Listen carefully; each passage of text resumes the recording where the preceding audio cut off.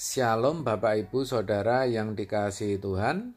Seri pengajaran hari ini berjudul Tuhan memberikan kuasa. Satu hal yang harus kita sadari adalah ketika kita memilih untuk menjadi orang percaya, Tuhan memberikan kita kuasa. Tentu ini merupakan kabar baik. Bahkan kuasa yang diberikannya adalah kuasanya sendiri, yaitu kuasa Allah. Pertanyaannya, kenapa Allah memberi kita kuasa itu? Yang pertama adalah agar kita bisa diselamatkan. Artinya, dikembalikan ke rancangan Allah semula. Dan kuasa yang dimaksud adalah Injil atau firman Tuhan. Dalam terjemahan sederhana Indonesia, Roma 1 ayat 16 dituliskan begini. Saya bangga sekali akan kabar baik itu, karena Allah bekerja melalui kabar yang penuh kuasa itu untuk menyelamatkan setiap orang yang percaya penuh kepadanya, baik orang Yahudi maupun yang bukan Yahudi. Kabar yang penuh kuasa yang dimaksud dalam ayat di atas adalah Injil. Roma 1 ayat 16 terjemahan baru begini.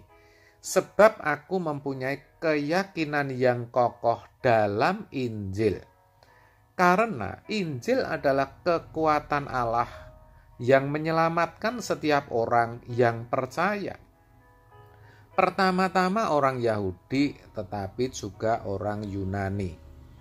Itu berarti di dalam firman ada kuasa, ada kekuatan yang memungkinkan kita untuk beroleh selamat.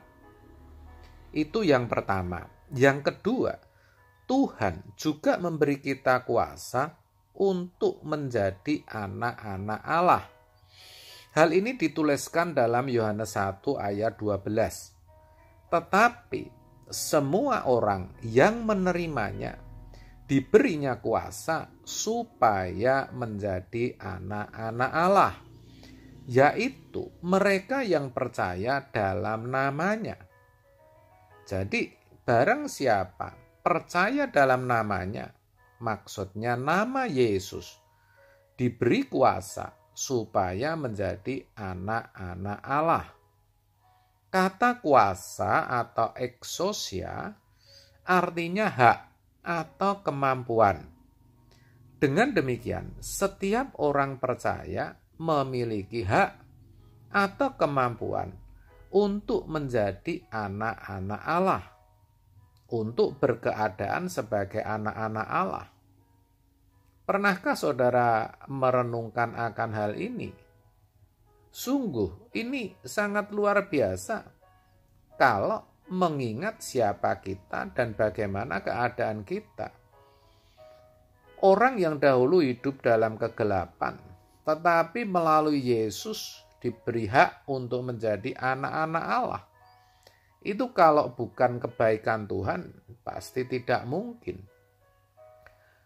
Persoalannya adalah bahwa berkeadaan sebagai anak Allah itu bukanlah suatu yang otomatis. Ketika orang pertama kali percaya Yesus, harus diakui kalau hidupnya masih belum benar, masih sebagai anak dunia dengan pikiran yang sia-sia, serta karakter manusia lama yang masih melekat. Tentu untuk berkeadaan sebagai anak, orang Kristen harus menyadari keadaan dirinya dan rela untuk dididik dan diubah, mau menjalani proses agar benar-benar berkeadaan sebagai anak. Itulah sebabnya dalam Ibrani 12 ayat 6 dikatakan, karena Tuhan menghajar orang yang dikasihinya dan ia menyesah orang yang diakuinya sebagai anak. Dari ayat ini jelas bahwa orang sudah diakui Tuhan sebagai anak. Maksud saya, orang yang sudah diakui Tuhan sebagai anak akan dihajar dan disesah. Hal itu bukan karena Tuhan benci, tapi justru karena Tuhan mengasihinya, supaya orang Kristen bisa benar-benar menjadi anak-anak Allah. Namanya juga dihajar dan disesah, pasti tidak enak. Apalagi cara yang dipakai Tuhan adalah melalui kejadian atau peristiwa kehidupan yang mendatangkan penderitaan. Misalnya melalui kegagalan dalam rumah tangga, gagal karir atau gagal studi, mengalami sakit penyakit, difitnah, dikucilkan, diremehkan, dijahati, dibenci, mengalami kecelakaan, musibah, suami yang belum bertobat, anak yang memberontak, dan masih banyak lagi. Itu semua sebenarnya kebaikan Tuhan dan merupakan sarana yang dipakai untuk mendidik agar orang Kristen bisa menjadi anak Allah yang sah atau huios. Orang Kristen sudah seharusnya menyadari akan hal ini dan mau dengan tulus, sabar, dan penuh syukur, serta mengambil hikmah atau kebaikan dari setiap kejadian yang dialaminya. Memang sulit, bahkan sangat sulit. Tetapi satu hal yang harus diingat, bahwa melalui proses itu kita akan dijadikan anak-anak Allah. Sekali lagi saya katakan, kita akan dijadikan anak-anak Allah. Itu bukan main-main. Sayang memang banyak yang menyepelekan kebaikan Tuhan ini.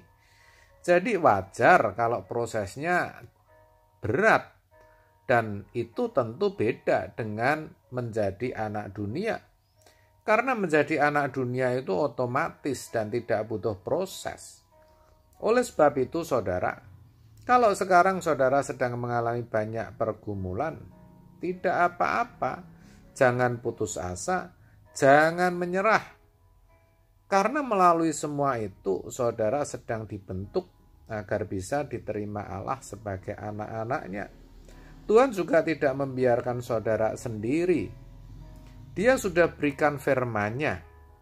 Ingat, firman itu ada kuasanya, ada kekuatannya.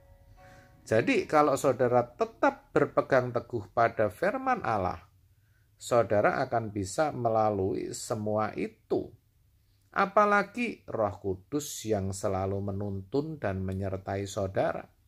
Saudara pasti bisa melalui, dan pergumulan saudara, apapun itu, seberat apapun juga, pasti akan berakhir. Di dunia ini tidak ada yang abadi. Tetaplah semangat saudara. Amin. Tuhan Yesus memberkati.